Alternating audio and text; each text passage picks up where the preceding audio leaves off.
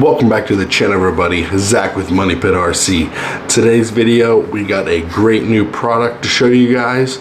It is a steering servo for the micro RCs, specifically the scx24s, but this is a game changer servo. It is the Torq MLS-1022. So this isn't your normal everyday micro servo. This one is specifically made for the scx24s. This beautiful servo has a built-in mount. So no, you don't need a scx24 servo mount. You just directly bolt this servo right to the front axle and you're good to go. So here are the specs of the servo. You can pause the screen if you would like to see. I'll also leave a link in the description box below where you can check it out, give you all the details of the servo, all the powers and all that. So I'll leave a link in the description box below where you can check that out. Let's take a closer look at this servo and get it installed. All right, let's get a closer look at the servo. So here's the servo. It is the Torq MLS-1022. So we're gonna see what comes in the box. So you obviously get the servo. Beautiful red anodizing with the black. And then also you get a metal servo horn, and then you get some plastic servo horns. So first impressions of this servo, now that I have it in my hand, I really like the design. It seems like it's very high quality. Like I said, it's all aluminum cased, metal gears on the inside. I really like how the wires are in the back, just so you don't have any wires coming out of the side so it doesn't contact the frame rails. That's a very cool design. I really like that. And it does look like both of the rear, where the rear links mount to, both sides are threaded, so you can use a 4-link setup on this. You're not limited to using just the stock triangular setup. So reading the specs online, I feel like it's gonna have good performance. It's gonna have good torque, good speed. And I'm gonna install it on one of my rigs that have the FuriTech setup so I can change the voltage up higher. This thing can handle 8.4 volts, but all we can do it is 6.5 because we don't have an external BEC. But I feel like that still should show the performance really well. So let's get this thing installed and see how it performs. So before I get it installed, I want to talk about what I feel like the downfalls will be. So yes, it is designed for the scx24, but I feel like this mount built into the servo will kind of limit the amount of aftermarket axles you could use. So a lot of the aftermarket axles do use a kind of like a stock servo mount, but if it does not let you use a stock servo mount, you will not be able to use the servo. So I've chosen this rig to install it. Like I said, because it has the FuriTech setup and we can change to the BEC a little bit higher. This thing does have a Reefs 99 micro in it right now. With everything being on the side, it contacts the frame rails and kind of limits the articulation. So hopefully installing this new servo, we limit that. So let's get this old servo out and we'll compare it to the Reefs 99 because I feel like they look kind of similar in size. All right, we got them both out. So essentially they are exactly the same size.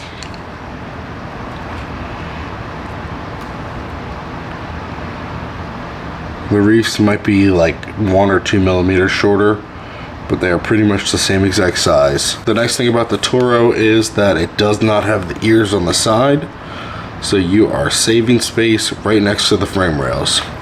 Definitely will help the performance of the articulation. They kind of feel the same weight. I know it's not really a good judge, but they kind of feel the same weight. So let's get going and let's get this thing installed. All right, before we get the servo horn installed, we're gonna turn everything on and then make sure the steering is centered out.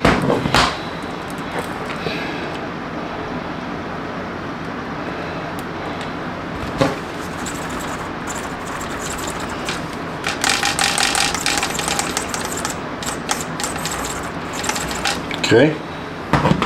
Now we gotta put the bolt in. All right, we got everything installed. Servo fit flawlessly. As you can see, we have a whole bunch of space in between the servo and the frame rails, and with the wire lead coming out of the back of the servo. Totally awesome.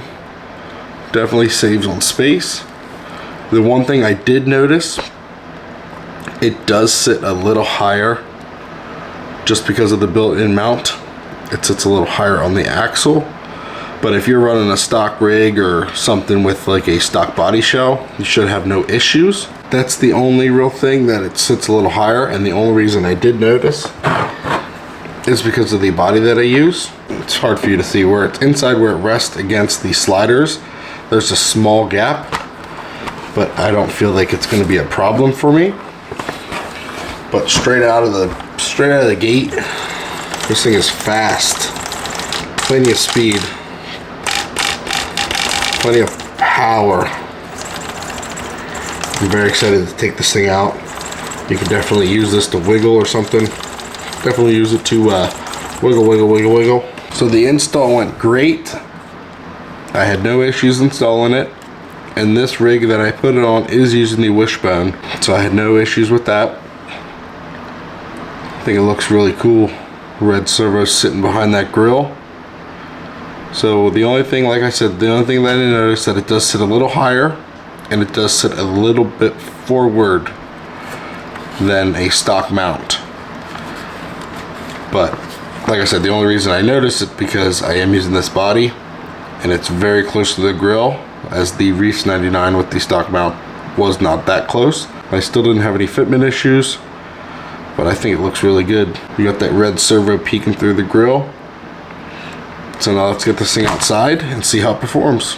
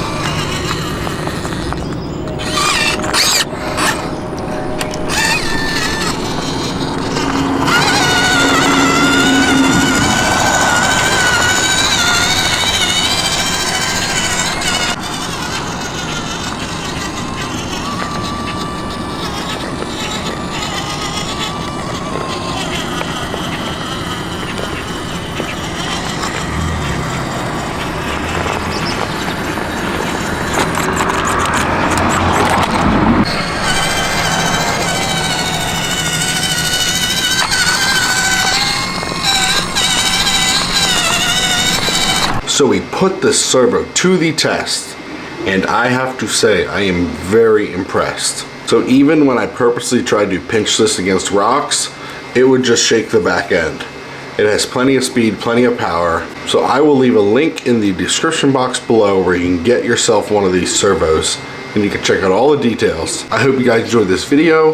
Leave a like, comment, subscribe. You know I enjoy reading through all your feedback. Catch you guys on the next video.